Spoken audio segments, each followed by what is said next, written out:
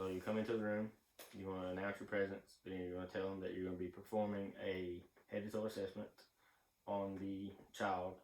Then you perform hand hygiene and put gloves on. And then I'm going to check the name and date of birth, make sure I got the right patient. If the patient can't identify themselves, then I'm going to ask the parent or guardian, whoever's in the room.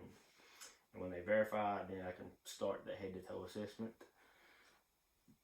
The first thing I'm going to check is the head and hair area. Make sure that I don't see any signs of infection or lice or anything like that. Make sure that they ask to when the last time they had a bath was. If it was recently, make sure that it is within good hygiene. And then I'm going to check the conjunctiva of the eyes. I'm going to pull it down to check the conjunction on both sides, make sure that it is pink, which it is on both sides. Then I'm going to take my pen light and I'm going to shine it in both sides just a little bit to check for perla, and the perla is normal on both sides. And then I'm going to check, pull up and back on the ears and look in the ears, make sure I don't see any drainage, any sign of infection. I'm going to do that on both sides. Then I'm going to shine my light up in the nostril. I'm going to check both sides, make sure I don't see any signs of blockage or drainage or anything like that. Then I'm going to ask the patient to open their mouth really wide, and I'm going to look and check their oral mucosa, and then I am looking at that, make sure it's nice and pink, it's all intact, which it is. Then I'm going to check the teeth while I got their mouth open, make sure I don't see any loose teeth, ask them if they lost a tooth. If I see one missing, make sure that their teeth are normal with consistency. Then I'm going to check going down to the neck, and I'm going to check to see if I feel any lymph nodes. Make sure there's no swollen lymph nodes or anything in that area. Then I'm going to check the carotid artery on each side. Make sure they are both normal and strong on both sides. Then I'm going to check the brachial pulse in both arms, checking one at a time on each side. Then I will check the radial pulse, checking it one at a time on each side.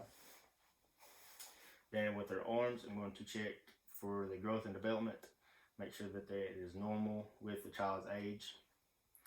Check the muscle tone, make sure it's all normal within that areas.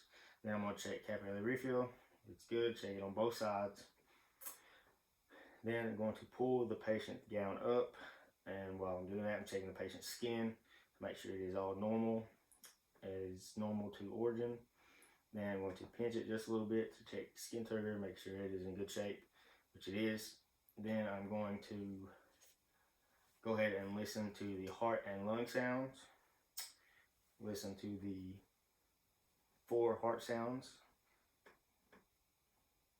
Then I'm going to listen to the apical pulse for a full minute to check the apical heart rate. Then I'm going to, while I've done that, listen to the respiratory rate, look for the respiratory rate, which is normal. Make sure that they don't have any barrel chest. Make sure they rise and falls evenly. Then I'm going to listen to the lung sounds on the front. Make sure I listen to all the lung sounds, going laterally, then down, and then across. Do that all the way down. Then I'm going to do the same thing on the back. I'm going to roll them over, and check the breath sounds on the back, doing the same as the front.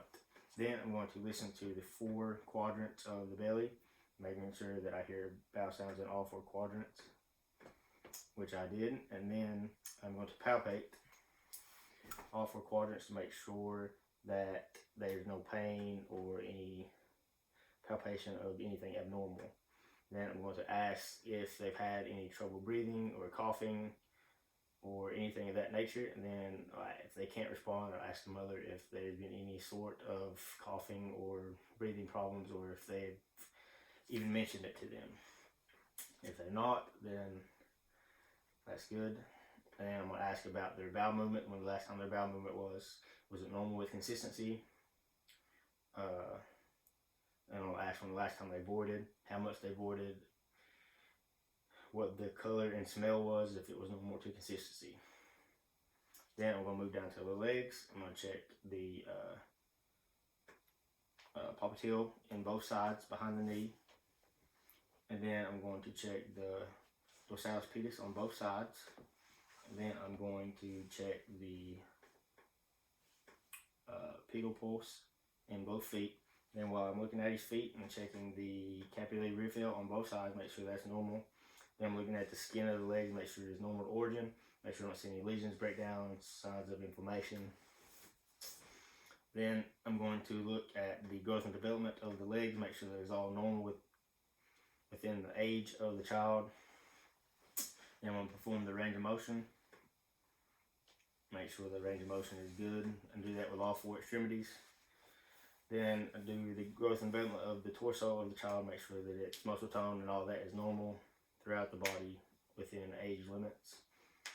And then I'm going to roll the patient over and check their spine, make sure it's intact, make sure it's normal, make sure I don't see any movement of the spine, make sure it's all straight and normal twisting. Then I'm going to look at the rectal area while I got him rolled over and check, make sure I don't see any hemorrhoids, any signs of inflammation, infection, redness or swelling.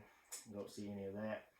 Then we're going to roll him back over and we're going to check the genitalia, make sure we don't see any redness, swelling, signs of infection, make sure that it's normal looking, and make sure there's nothing in that area wrong. And we're going to cover him back up, and we're going to discard the gloves, perform hand hygiene, and we're going to educate the patient. If the patient can't comprehend the education, then we'll educate the mom. I'm going to ask the mom if they have any questions or concerns. If they don't, then I'm going to perform hand hygiene and exit the room.